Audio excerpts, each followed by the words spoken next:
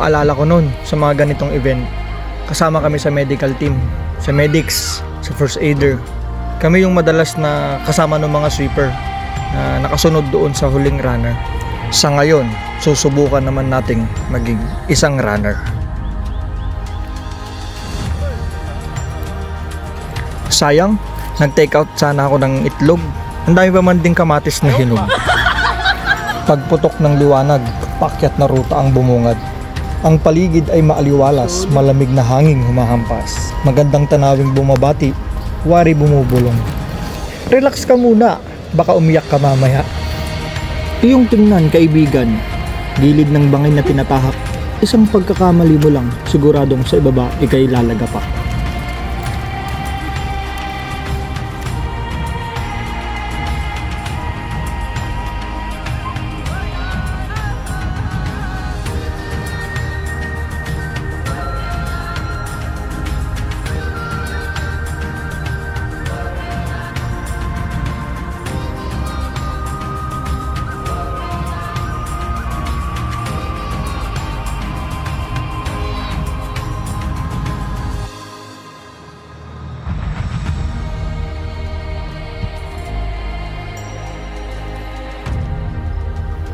Dumako naman tayo dito sa hagdan-hagdang palayan.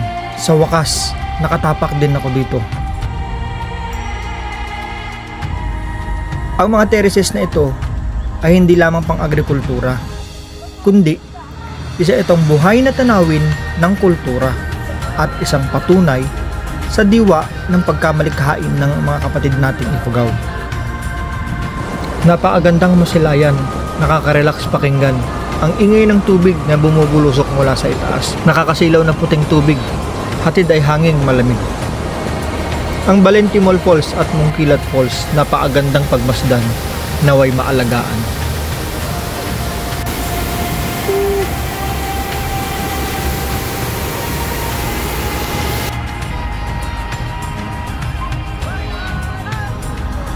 Mount Napulawan ng Hungduan.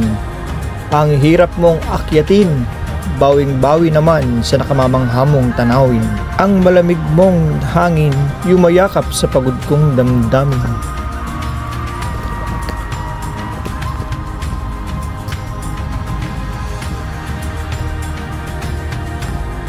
Lord, masasamit na ba ako? Parang nawawala na ako.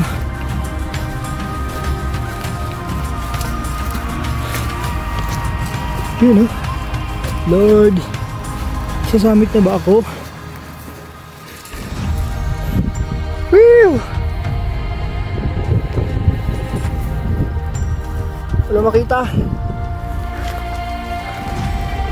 Mount Napulawan, ako sa iyo ay naligaw.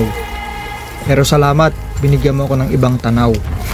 At least, 2 beses nag-summit sa isang araw. Ako nga pala si runner number 2024 na nagsasabing hindi sa medalya na susukat ang tagumpay, kundi sa kwento na babaunin habang buhay, sa karanasang lumaban sa takbong ito na dala ang lakas ng loob na mas mahalaga pa kaysa anumang tropeyo.